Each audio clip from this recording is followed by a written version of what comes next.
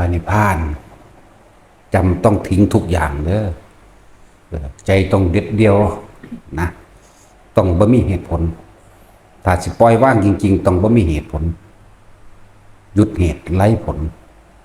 บ่ได้เสียดายอะไรหลักกับไผทั้งสิ้นคือพระนิพพานบ่ได้สนว่าไผสิเป็นสิตายนะอย่างสั่นจึงบอกว่าต้องเด็ดเดียวมากคือเขาบอกเคยบอกเปรียบเทียบไปนะพวกเจ้าอุ้มลูกน้อยอยู่8-9 เดือนอ้อแออยู่นั่นอุ้มลูกน้อยอ้อแออยู่เดี๋ยวก็เอาตีนมันมาหยู่ใส่ข้างมันอมนิ้วตีนมันมั่งกัดใหญ่มั่งมือหยุมปากมั่งเล่นเอาข้างถูทองมันเป่าสีโผมันเล่นอยู่มันก็หัวอีกแอกพอดีรถทิพย์หมายถึงรถพระนิพพานมาปุ๊บเจ้าต้องถิ่มเลยเด้ถิ่มปั๊บขึ้นรถนิพพานไปเลยจังสิได้มันขนาดนั้นเด้อโมเมนต์ที่ม่านเล่นอ้อแอกับไผเด้นั่นแหละต้องแบบขนาดนั้นได้จังใดบ่แม่นมายืดเยื้อมาล่ออันนั้นอันนี้บ่ไปพวกยังสัตว์1,000,000%เหมือนกันแหละครับทำงานใหญ่ต้องเสียสละทำงานใหญ่ใจต้องนิ่งทำงานใหญ่ใจต้องถึงเด้ต้องเด็ดขาดเพราะขาดกับขาดสักบ่ล่ะขนาดนั้นเด้บ่แม่นนั่น สิมายืดยุ่นนะ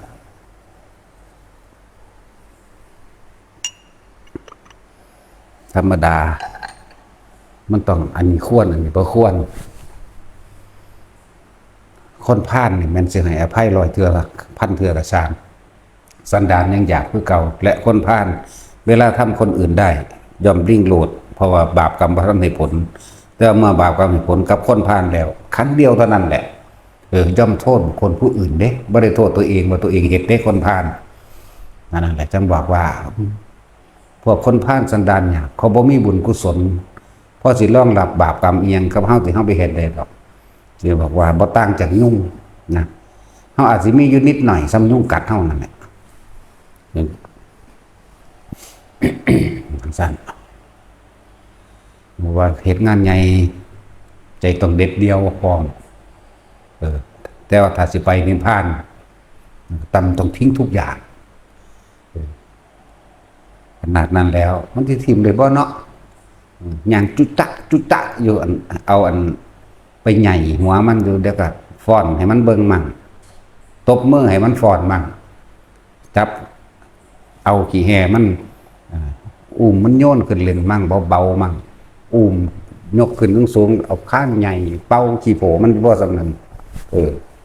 มันยังตุ๊กตักไปจังซั่นเอาใส่น่ะหางคักจ้างก็ไปบ่ได้พวกจังซั่นแหละจำต้องตัดทิ้งทุกอย่าง สำหรับคนหรือว่าอยากพ้นทุกข์นะอยากพ้นจากการเวียนว่ายตายเกิดเจ้าต้องทิ่มเห็นได้เบิ่งเบิดมันบ่แม่นมันบ่ยากแหละก็บ่ง่ายจะฟังยังไงเนาะแต่สินมันบ่ยากแหละก็มันบ่ง่ายพวกเจ้าจะไปหาเหตุผลดีเนาะถ้าหาเหตุผลมันก็ยากลงแล้วเรื่องสั้นเลยนั่นแหละฉันบอกว่าแต่ละคนการหนีออกจากบ้านตัวเองมาฝึกหัดความจากเด้ฝึกหัดความผัดผากจากกันเด่นนี่เขาบอกว่าเฮ็ดอยู่งานก็ได้ดอก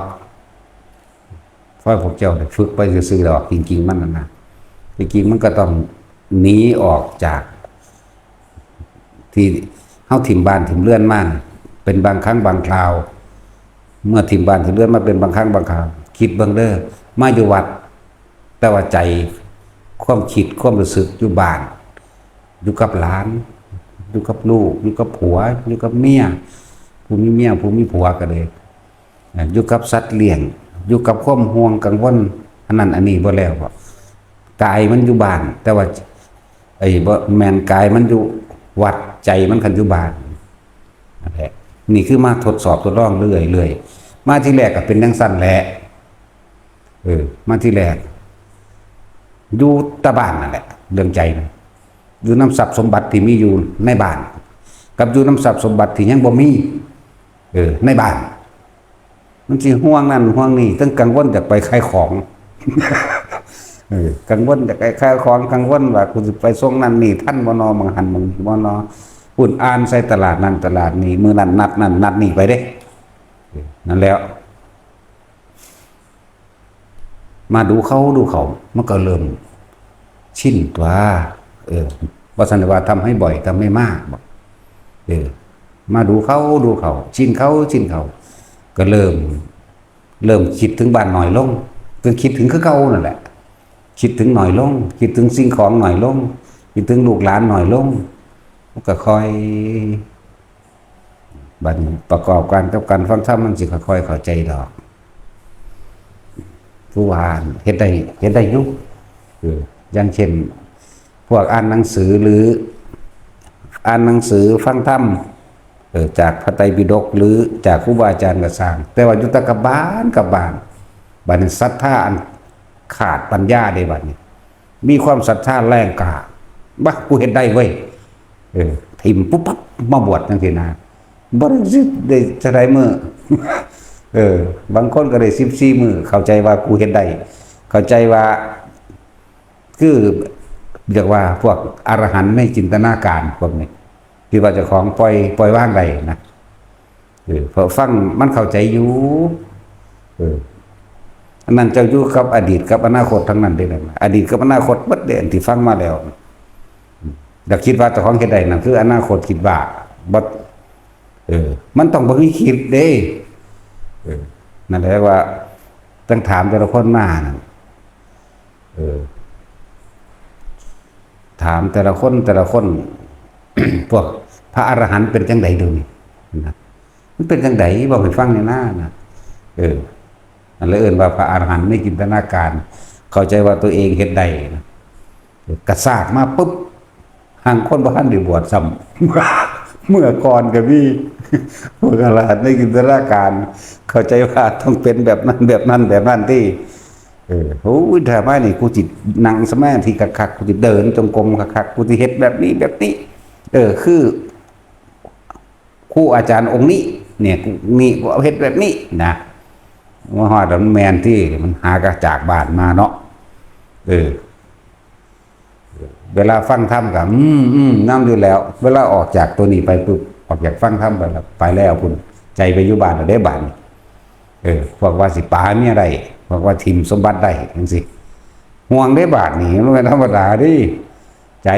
คิดใครครวญปัจจุบันแปลว่ายังมาบ้านคือเก่าแหละบ้านนี้อีกผู้นึงบวชได้จักมื้อ14มื้ออีกผู้นึงได้เดือนนึงจังซั่นแล้วผู้นึงได้เดือนนึงผู้นึงได้50มื้อบักน้อยสุดแรกได้50มื้อสุดที่2คิดว่าสิได้ตลอดเมียก็อยู่นำเนาะมันตายใจได้มันก็เห็นกันอยู่มันบ่ห่วงได้มันเห็นกันอยู่แล้วคือสมชายกับอันอีแววนั่นแหละบ่ได้ห่วงหยังเพราะว่ามันมานำกันอันนั้นเด้ของรักของห่วงมากที่สุดนั่นเนาะสิสู้อีหยังกับผัวกับเมียชายกับหญิงเด้อนี่นั่นเด้ของรักของห่วงที่สุดโลกนี่ฆ่ากันไปฆ่ากันมากก็เพราะว่าอันนี้เด้เนาะหรือจะคือหลวงตาว่าผู้หญิงกับผู้ชายมันไม่ได้กลัวกันนะหลวงตาเป็นว่าเด้มันไม่ได้กลัวกันนะพวกเจ้าคิดว่ามันกลัวกันหรือบ่บ่กลัวกันเด้นั่นสั่นแล้วมันตายใจบัดบวชเขามาแล้วเขาหนีดิบัดนี้เที่ยวนั้นได้50มื้อบวชก็มาแล้วเขาหนีบัดนี้ชะเง้อชะแง่เบิ่งแล้วอยู่ไสนอนอีกเด้อไปแล้วบัดนี้ใจไปหาเขาแล้วเขาคือว่าพะโลอยู่เด้อน้อยคิดถึงผีบีว่าแต่โต้ยมือใหม่มาสึกเลยเห็นบ่ก็มันคิดจังซั่นอีหลีมันบ่เห็นเป็นอาทิตย์2อาทิตย์เขาเด้บัดนี้อาทิตย์ที่3เฮามานับเบิ่งแล้วได้มื้อที่58มื้อที่59น้อย กินทอดที่อีบีบ่สันหมู่ไปเลยจากซึกจากกลางคืนพุ่น ผมโทรเขามาแล้วพวกน่ะหรือธรรมดาบ่โทรมาแล้วเด้ทั้งนี้เตรียมสิซึกคุ้มให้อันพวกมื้อนี้ซึกให้ เขาบ่ซึกให้ที่เขาให้ซึกยามมื้อเช้า ตอนนี้ถึงไหนแล้วโทรหากัน โอ้ยอยู่ยโสทั้งหนึ่งว่าทั้งอายระบาด ยามมื้อเช้าเพิ่นจักอายคนเพิ่นจักแบบว่าให้เขาซึกให้กลางคืนเฮ็ดตามกิเลสหรือว่านั่นคือจักให้เขาซึกให้กลางคืนแล้วลี่หนีเลยนะเขาบ่ซึกให้ติยามมื้อเช้าคือเก่านั่นแหละก็ได้หมู่เห็นคือเก่า60 มื้อพอดีน้อยเนาะนะ จังซั่นแล้วโอ้ยแต่มันตายใจแต่พวกกับเมียมานำกันไปเลย มันก็ยังบอกวิธีอยู่นะอันนี้เป็นสิ่งที่ละเอียดลึกล้ำเด้อเรื่องผัวเรื่องเมียนี่เด้อละเอียดมากเด้อคำว่ามันตายใจมันบ่ห่วงมันบ่กังวลว่าเขาสิอยู่จังไดเนาะหรือว่าโอ้ยมาจังซี่คือถ้าสมชายมาผู้เดียวอีแววบ่มาบัดกันไม่รู้จะอยู่ยังไงใครจะช่วยทำอะไรวะเลยบัดนี้บักงานกันเลยเนาะ พวกเด็กติดยายิ่งเยอะอยู่ด้วยไปดิเนาะลองมันบ่อยู่น้ำกันลองเบิ่งเด้อมันห่างๆกันแนวนั้น แต่มันมาน้ำกันกับตายใจแบบไม่เอาแล้วไม่เกิดแล้วว่าเด้อย่างนั้นแล้วไม่เอาแล้วไม่เกิดแล้วแต่เลี้ยวเบื้องหน้าเนี่ยมันหายห่วงจากบอลอยู่น้ำกัน จังสั่นตัวนั่นแหละ ก็สร้างมาโหลดเฮ็ดจังใดมันก็ต้องจากกันอยู่แล้วมันสิหักกันสำใดถึงนี่มันสิหักสำใดวะแต่ว่ายอมเห็นความจริงตัวนี้ยอมรับความจริงบ่ฝึกหัดตัวเองตอนนี้มันจะไปฝึกย่ำใดเนี่ยฝึกบาดตายมันจะไปตายเป็นหมาเนื้อเงื่อนเขาเนาะแต่สินสิตายก่อนฮิปโปหรือสิฮิปโปตายก่อน แต่เจ้าคิดก่อนฮิปโปเจ้าสิไปเกิดเป็นเห็บหมาได้สิว่าเขา ก็เสร็จแล้วมันเป็นห่วงกันมันจะไปล่ะจิตที่ไหนคือคิดถึงที่ไหนตัวนั้นแต่เป็นที่รองรับเป็นภาพที่เจ้าของคิดถึงเด้อนั่นแหละสัญญาจำภาพจำรูปเป็นบ้านั้นนั่นแหละอาศัยรูปเจจิตธรรมดากับว่างของมันอยู่แล้วเจหมายถึงคิดเจตนาคิดไปถึงรูปนี่หมายถึงรูปเป็นบันคิดถึงรูปภาพเพื่อนเจ้าของเมียเจ้าของเนี่ยว่าหลักมันสั้นแล้วพอดีใจขาดพุ่นไปมองหันแล้วก่อนเลยเด้ตัวจิตไปพุ่นหลักแล้วไปจับพุ่นจับปี่เขาเบาๆน้ำตี้ สมมติว่าไปตายเมืองอื่นก็ไปพุ่นละสะก่อนอยากว่าละเกิดเลยเด้สิบอกให้ เพราะเขาใครเหาใดก็เขา เป็นให้ใดก็เป็นได้พวกนี้เป็นให้กันยังว่าอายุ70,000นึงนะครับความผสมบูรณ์มุ่นพร้อมในไข่ในขั้นหมายถึงอาจจะเป็นถ้าสมบูรณ์ขั้นของหมามันจากมือดอก70,000นี่แหละหมายถึงเกิดเป็นก้อนเนื้อเปสิขึ้นมาเป็นรูปเป็นร่างของมันแล้วมีซ่องหัวใจเข้าไปเลยเด้นั่น70,000เดี๋ยวว่าคือคนมันคนมัน1 เดือนกับ15 มื้อเด้คน1 เดือนกับ15 มื้อสามารถจะจุดที่จิตเป็นนั่งข่าวได้เลยนะหมานี่อยู่70,000ประมาณนี้แหละส่วนให้เข่าเลยเด้ เฮ็บเหามันนี่เข่าได้เลยเข้าไปจุติกิจแน่นของกำเนิดมันมี4 อย่างแล้วนะคันทัพพระหมายถึงเกิดในคันเกิดในท้องพ่อแม่นั่นนะเกิดในท้องแม่นั่นนะไปเอิ้นคันทัพพระ โอปาติกะคืออุบัติขึ้นเลยเทวดาเปรตสัตว์นรกนั่นสิอันทชะเกิดในไข่พวกไก่พวกเป็ดเหา พวกนี้แหละเหาแล้วก็หรือสิไปเกิดเป็นแมงดา เห็นว่าไข่มันสากหลากอยู่พวกเคยทำกรรมน้ำกัน เห็นบ่มันสิจุ่มกันไปเด้แมงดาใครแมงดาเป็นแผงอยู่เห็นมาละนั่นแหละคืออันตชะแต่ว่าสังเสชะนี่บ้าเอ้ยสกปรกกโมได้พวกนี้ไปยังซาได้เลื่อมเข้าไปน้ำคร่ำน้ำคร่าน้ำเมือกอย่างต่างๆที่ตามน้ำเนานั่นนะยุบยิบอยู่แดงๆนี่นั่นนะบางตัวก็เป็นย่างๆยืดๆถ้าต้องเอายังขีดเครื่องก็ขาดออกเด้ไปต่อเด้บอกนี่สังเสชะยังสั่งและกำเนิดเป็นแบบนั้นมาทำบุญไว้หลายๆมาเคยท่านมาเคยสั่งวัดสั่งว่าไว้หลายๆมันบ่คิดถึงเห็นว่าคนทำบุญหลายๆคนให้ท่านไว้หลายๆว่าท่านว่าบุญดอกคือเว้าง่ายๆคือจังตาเขาเห็นว่ามาเฮ็ดน้ำบัดน้ำบ้าเฮ็ดจังสันจังสี่แต่ว่าใจจักมันสิคิดแนวใดเด้นั่นแหละจากใจมันคิดแนวใดมาเดี๋ยวก็มามักผู้สาวในนี่ก็มีเด้เนาะสั่นแล้วพวกมามักผู้บ่าวในนี่ก็มีเด้พวกมาหาเอาผัวเอาเมียอยู่ในนี่ก็มีเด้สั่นแล้วมันคนละกระเป๋ากันเด้อแนวโมนั้นว่าคำว่าพระนิพพานมันบ่เป็นตะเว้าเล่นดอกมันแม่นแนวเว้าเล่นเด้จำต้องทิ้งทุกอย่างทิ่มให้เบิดต้องบ่คิดนึกถึงหยังเลยเด้ขนาดนั้นแหละจังว่าฝึกเอาตัวออกจากบ้านฝึกเอาตัวออกจากความสัมพันธ์ในบ้านในเฮือนในญาติในพี่น้องในผัวในเมียในลูกในหลานฝึกเอาตัวเองออกมาตัวตามันยังเห็นอยู่ไงนั่นนี่คือเก่าหูมันยังได้ยินอยู่ไหมเนาะตาก็ยินหูก็ยินหายแว่ขึ้นงวกปั๊บนะแต่เด็กน้อยมันตีกันหายแว่ขึ้นแต่มันอีกผู้หนึ่งมาตีน่ะศูนย์ใส่ลูกผู้อื่นมาตีลูกหลานเจ้าของได้วือใส่คุณธรรมดาแต่เป็นเสียงสุวรรณดังปุ๊กลักมันตกระบาดเลยแลนใส่รถได้บาดนี้เนาะเร็วว่าจิตนั่นเร็วเด้กายก็งวกปั๊บตำรวจมันตัดสินจะเอามันขืนข้อดีๆติกลิกขึ้นไปโอ้ยมาเกิดตลาดผมเร็วสั่นจับดีๆเด้อหลุดกับหลานอยู่ตั้งข้อเพียงใดจับดีๆจะบอกเดี๋ยวมันก็หนุ่มหัวอยู่ว่าสั่นท่านนี่ก็เน็กจับขามันอยู่ว่าสั่นจับบางคุณบางพี่ดีๆเด้อว่าสั่นโอ้เป็นตะไปนะไปปลายหิมพานต์ที่นะ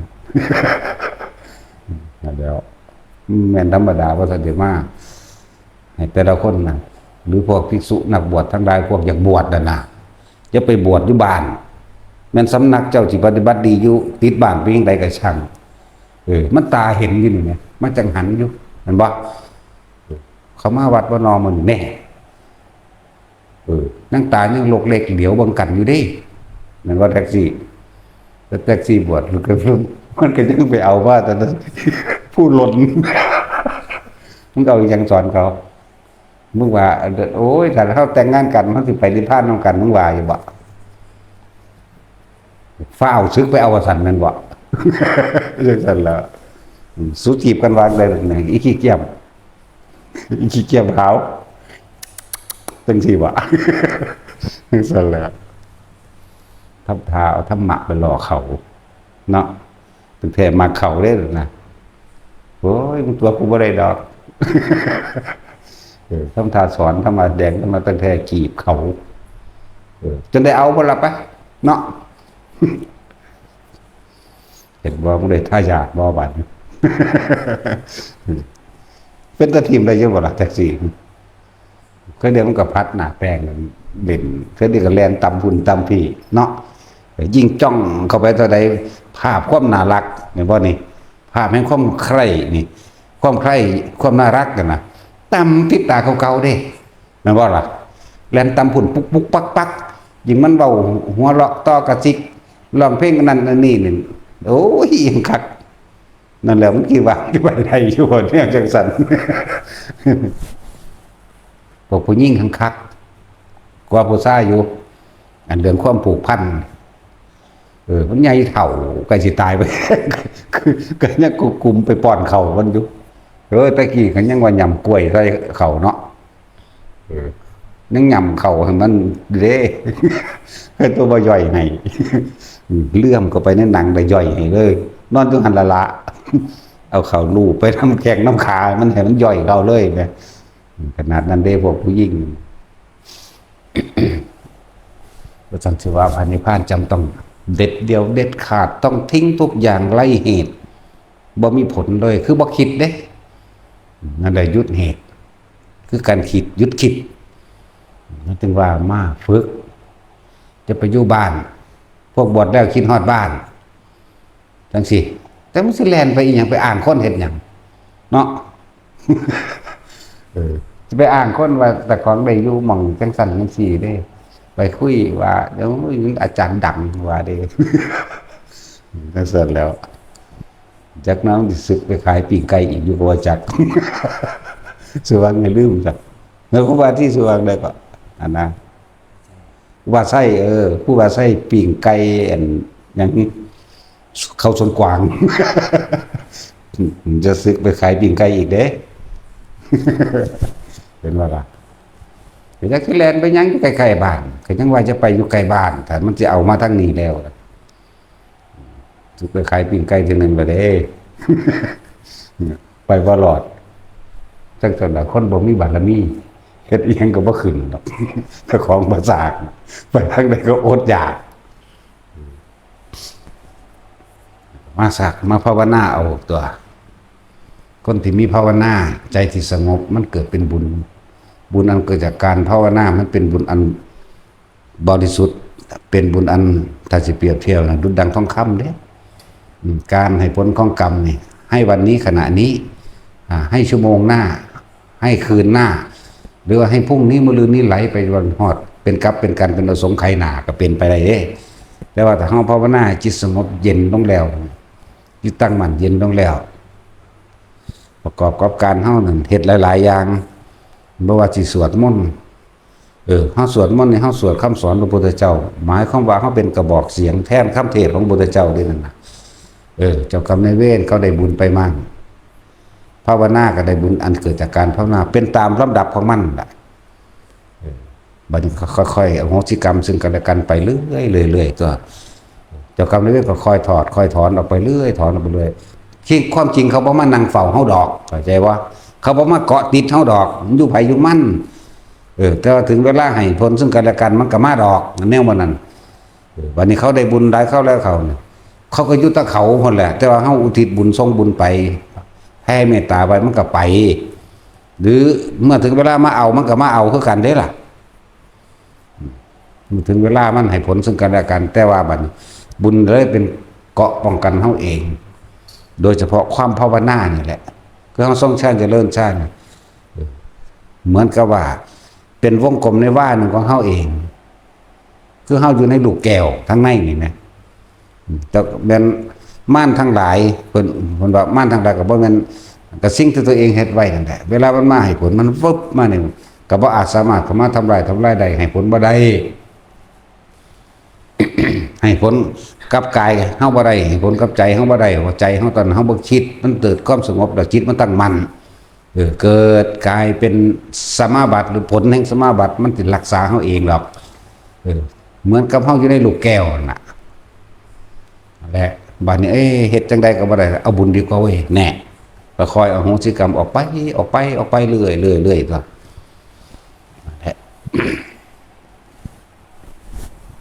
บัดเฮาไปอยู่บ้านสว่าอยู่บ้าน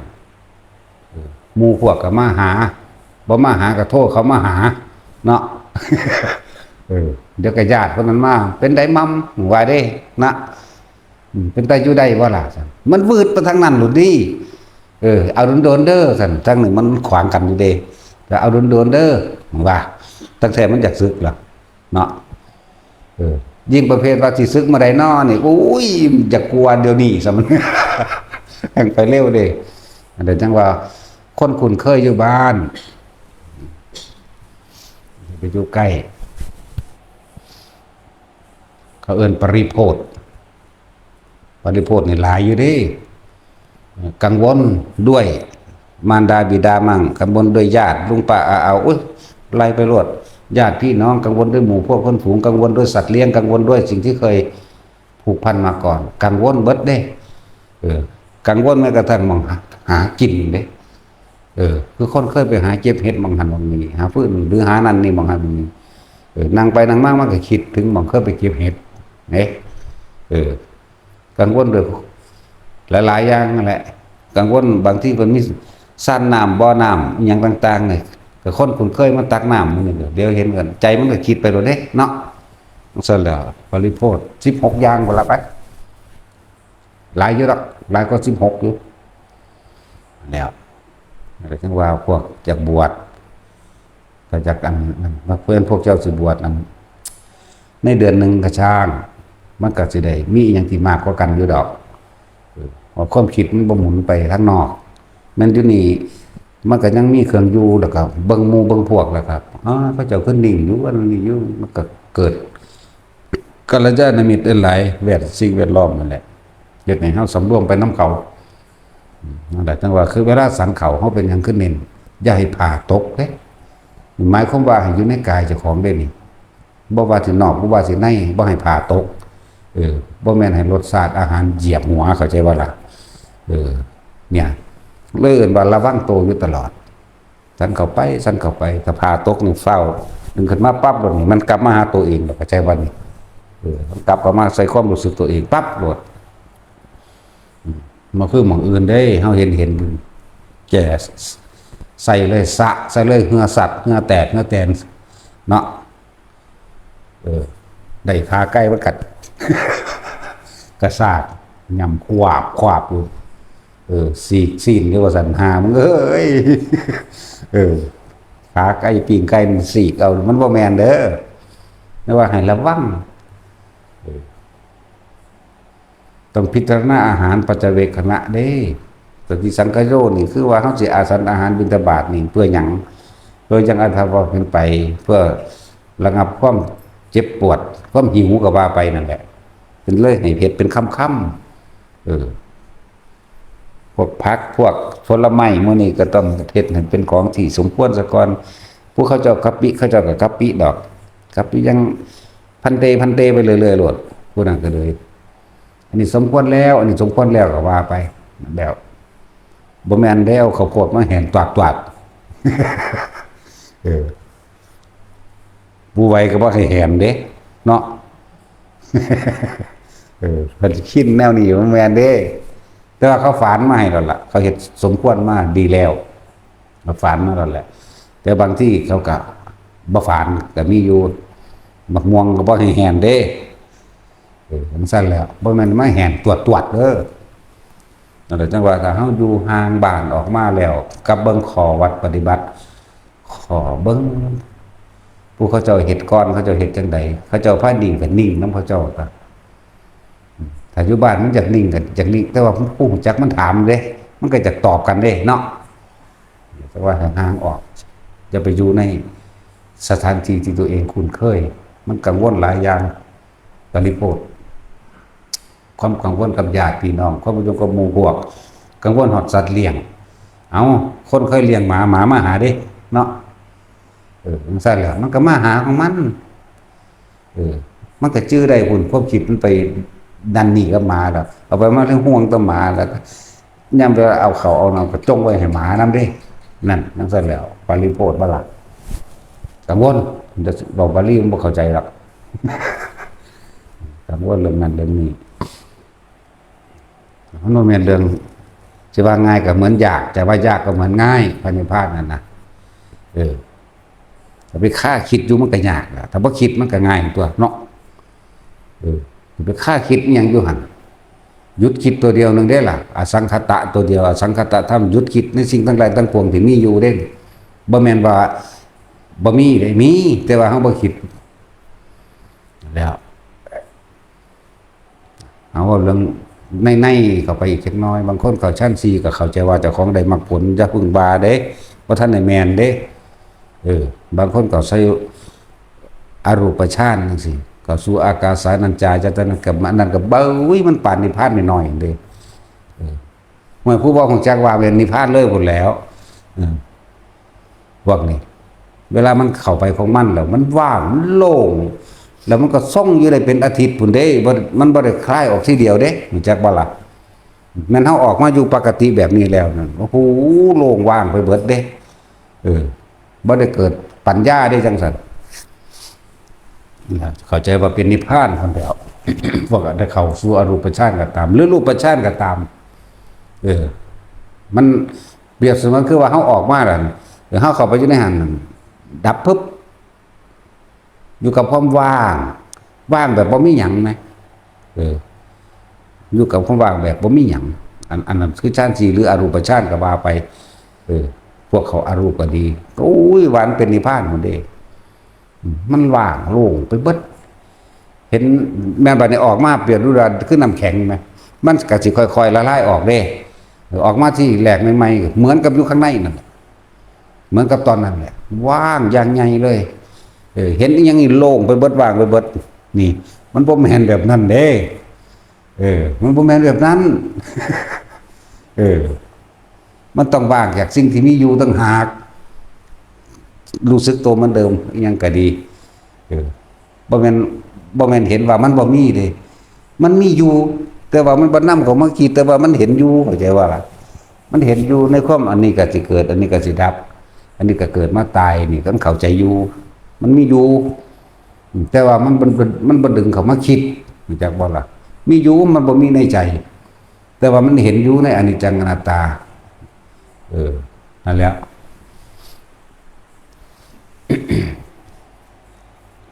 โอ้ยเดินจงกรมก็เดินโล่งว่างก็ยังดีเด้ธรรมดาเด้นั่นแหละคุณตั้งว่าถ้ามันออกมาแล้วให้ใส่การพิจารณาไขควรที่หลายคนสิว่าจักมันยังคิดเบิดมื้อก็ปล่อยมันคิดโลดแต่บ่คิดมันสิมีปัญญาบ่มันสิเห็นบ่ก็ปล่อยมันคิดไปอย่าห้ามมันเมื่อมันมีกำลังแล้วมันเป็นอีกแบบนึงนี่เขาบ่ทันมันถ้าผู้ใดออกจากมันสิเผลอเข้าไปเองดอกผู้บ่ทันชำนาญนั่นเผลอเข้าไปในฌานสิเวลาออกมาปุ๊บดอกตั้งอันใดอันหนึ่งขึ้นมาเลยพิจารณาเลยบางคนก็พิจารณาเด็กเกศสาวผมลงมาขนหน้าขาเล็บตั้งแต่ฟันตะโจนังมังสังเนื้อหนังฮารูอดีกระดูกมันเชื่อในกระดูกบนพักกลางม้ามหัวใจใจที่เว้าไปนี่มันสิเกิดภาพเฮาพร้อมเด้พับไปพร้อมเด้นี่จนพูดละน้ำพูดก็เป็นปึ๊บออกมาโลดบัดนี้แยกย่อยเข้าไปอีกผมมีโดยประมาณ9ล้านเส้นกับว่าขนมีประมาณเท่านี้ก็ไล่ไปที่บัดนี้กระดูกข้อเล็กข้อน้อยก็ไล่ไปกระดูกข้อต่อของผู้หญิงมี7ของผู้ชายมี9กระดูกซี่โครงมีเท่านี้ทั้งซ้ายทั้งขวาก็ไล่ไปตัวบัดนี้กระดูกก้นกบกระดูกเล็บนิ้วมือมี10เล็บเท้ามี10รวมกันแล้วเป็น20ก็ว่าไปแขวผู้หญิงมี28แฉวผู้ชายมี32ก็ไล่ไปตัวบัดนี้ไล่เข้าไปในปุ่นเยื่อในกระดูกไล่เข้าไปบัดนี้อย่าปล่อยมันถิ่มอย่าปล่อยตัวนั้นถิ่มบ่แม่นอยู่กับว่างแบบดึงเข้ามามันเข้ามาดอกปั๊บมันโหลดซ้อนไส้เข้าไปในระหว่างเยื่อในกระดูกเยื่อในกระดูกมันมีเท่าใดล่ะแท็กซี่มันเป็นหมอก็สำนักพวกเรียนสูงๆกูเรียนต่ำๆมึงเด็กกู ไล่ไปที่แหละน้ำมูลน้ำคูดยังกับไล่กระดูกมันเท่าไหร่300 ท่อนอันเวลาเอ็นใหญ่9น้อยเอ็น109,000กระดูกมีอยู่300 ท่อนนั่นน่ะหัวกะโหลกผู้ยิ่งมียักษ์ทั้งหลังพวกนี้ต้องจากเป็นประสาททั้งนี้ก็ไล่ไปตัวแล้วใส่ของผู้ยิ่งมี28 คดใส่ผู้ชายมี32 คดก็ไล่ไปใส่น้อยใส่ใหญ่กระเพาะอาหารเข้าไปในตับในปอดถุงน้ำดีกับขั้วเล่มันอยู่ในหั่นแล้วผู้ใดอยากให้มันกระดูกเป็นประธาตุก็เล่นกับสิ่งเหล่านี้เป็นเครื่องอยู่ใจว่าล่ะผู้ใดอยากให้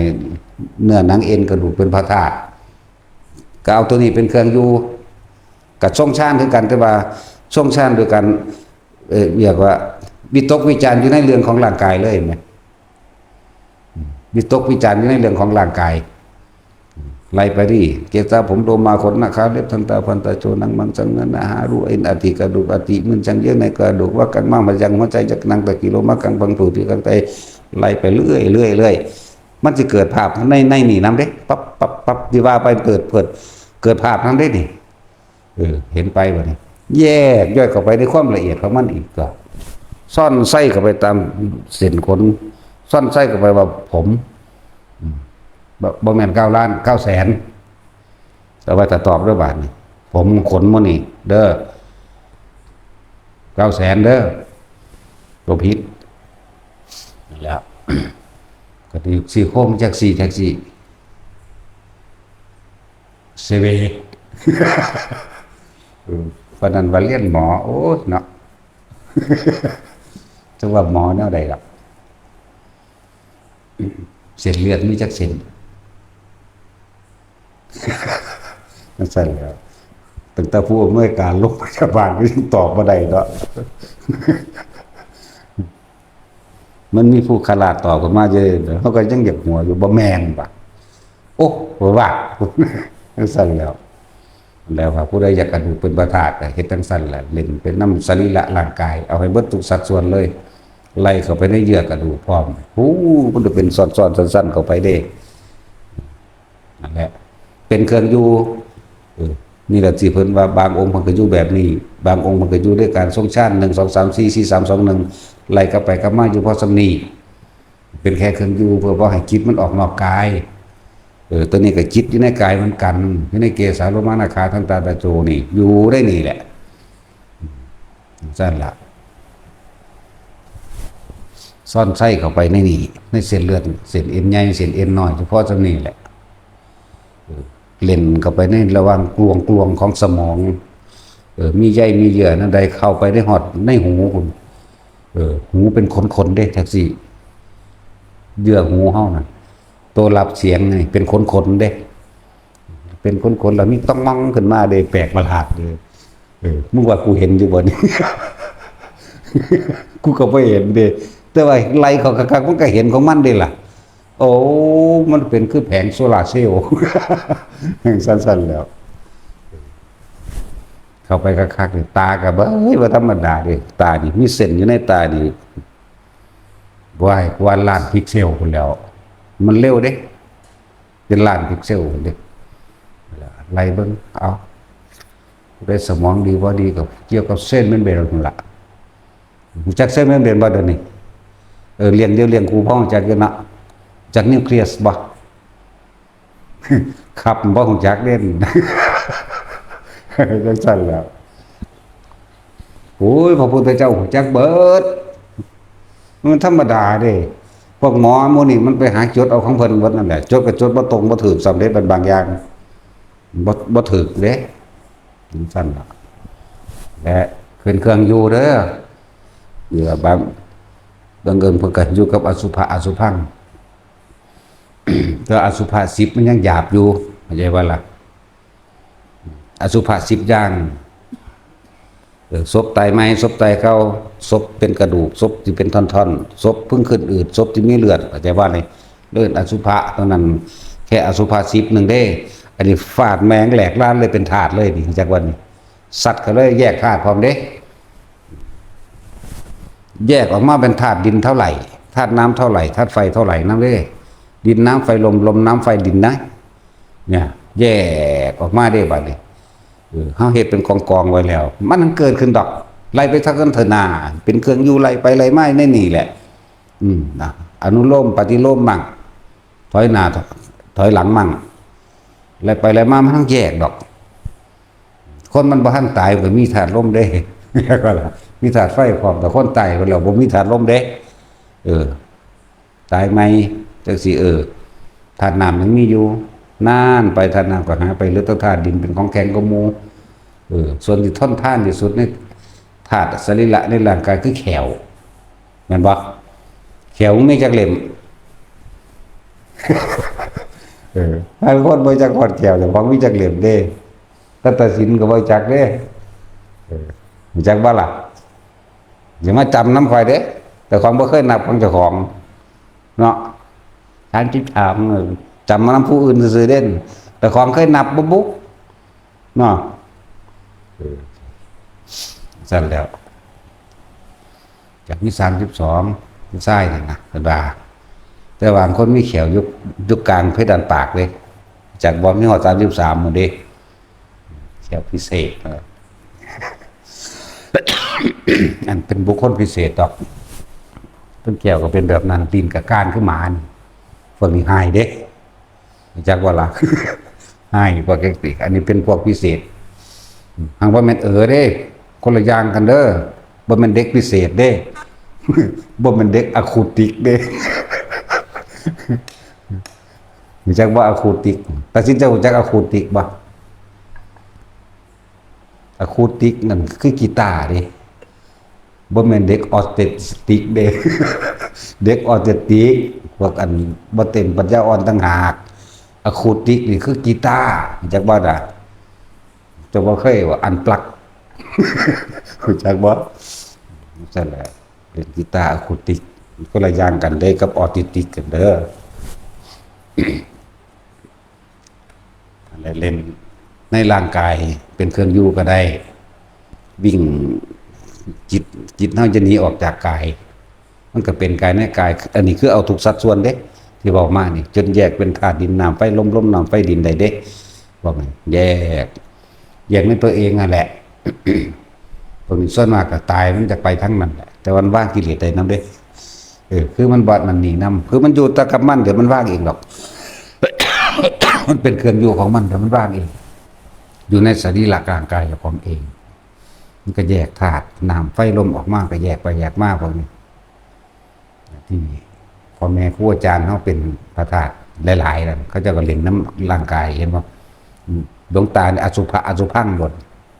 พุทโธอยู่แล้วนิ่งแล้วจิตตั้งมั่นดีแล้วออกจากชาติมาแล้วเข้าสู่อสุภะอสุพังหมดเด้ตาไปนั้นเขาก็เห็นแหลกล้านมาบดคือกันละนาทางบ่เป็น สัตว์เอาเต็มที่ด้วยกันละนาทางบ่เป็น เอามันจนละเอียดเบิดคือว่าพวกเขาหาเป็นเครื่องอยู่ในเรื่องล่างสรีระแห่งกายของเอง เข้าไปสู่แบบมันจะแยกธาตุแยกนั้นแยกนี้มันจะแยกออกของมันเองดอกส่วนมากคนตายจากเป็นพระธาตุแบบว่าบ่ตายมันก็เป็นแต่อันมันพ้นแล้วใช่ว่าล่ะบ่ตายมันก็เป็นแต่ว่าเฮาบ่ไปสนใจมองหันดอกแต่ว่าบอกว่าให้ทุกคนเป็นเครื่องอยู่บัดนี้พวกเฮาทรงชาติเจริญชาติก็เป็นเครื่องอยู่หรือจะออกมาเพียงหน้าได้ทั้งนั้นจริงๆมันมีอยู่ในนี้เฮาลาดสันเอาตรงอนิจจังอนัตตาเลยเด้ที่เฮาทรงชาติตัวนี้ เห็นสิ่งทั้งหลายทั้งปวงเกิดดับสิ่งที่มีอยู่แต่ว่าบ่มีในจิตเฮาแต่เฮารู้มันแล้วท่านมันแล้วเฮาบ่นำเข้ามาคิด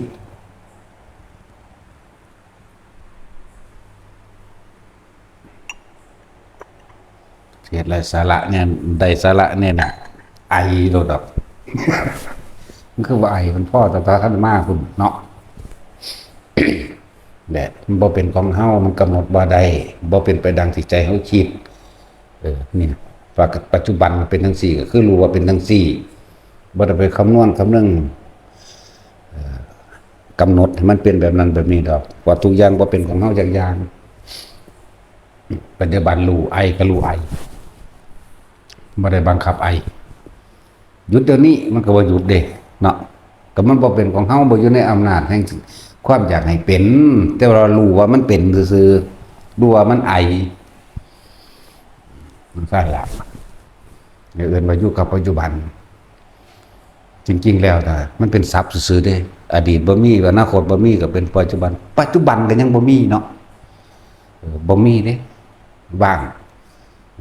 เรื่องสั้นแล้วพยายามอยู่กับลมหายใจ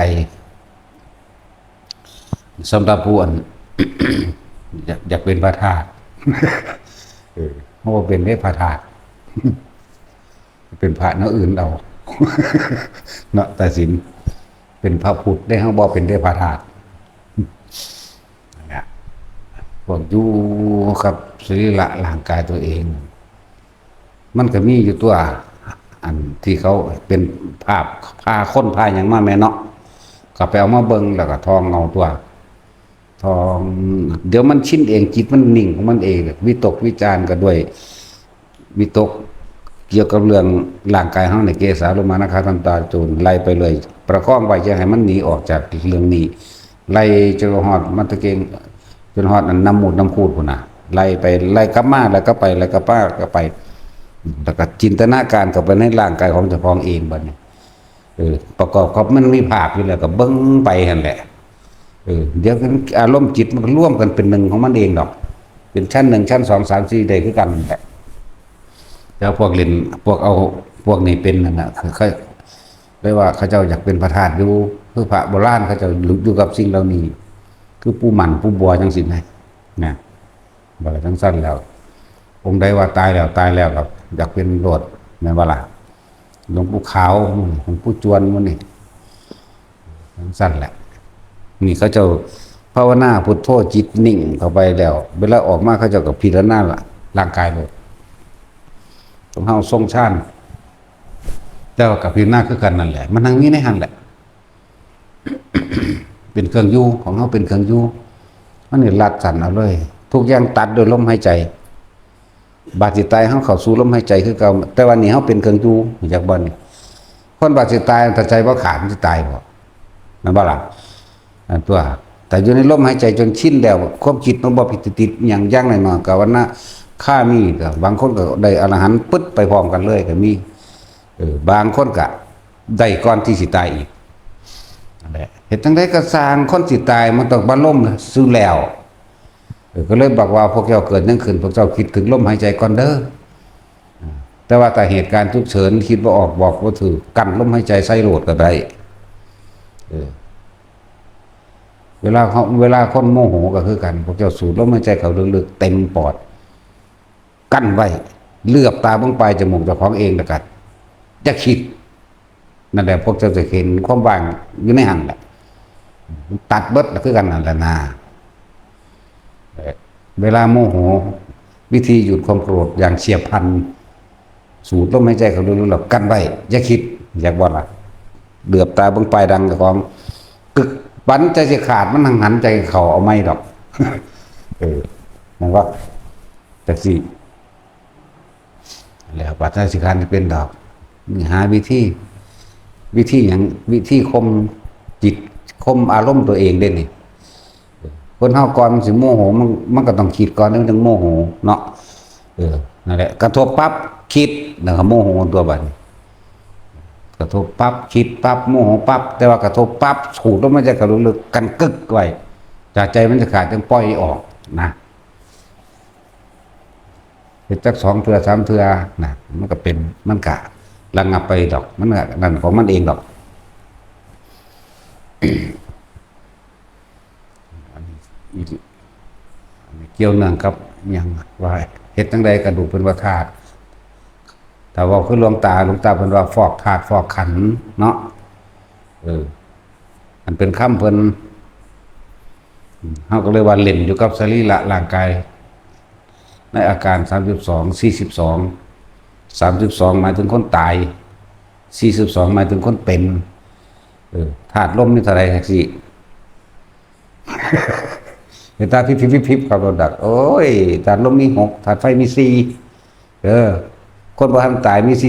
42อาการมันนั่นน่ะแต่คนตายแล้วคน32จนแบบเครื่องเล่นมันเครื่องอยู่ไปซื่อๆนั่นแหละ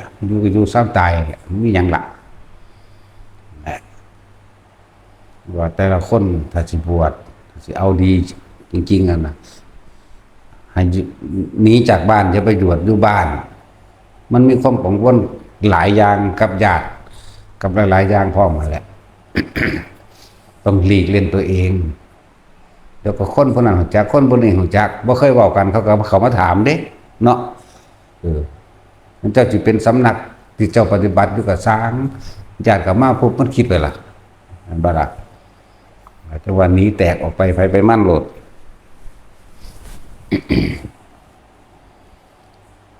ว่าจังไรล่ะหนักเฮาหนักไม่ท้องได้จังน้อยล่ะบ่ได้ล่ะมาบ่นี่ หรือกลุ่มทองดูประมาณเนาะผู้เก่าได้ชัดเจนแล้วเนาะรอจังหน่อยเนาะให้เพิ่นได้จังหนักคู่แต่หนักเดียวบ่มีผู้ซอย มันมีบริวารหน่อยนำตัวเด้อสิบวชก็มาเฝ้ามาบวชเด้อนี่หน่อยก็เลยมันจังบ่ได้ไปหลายเทื่อ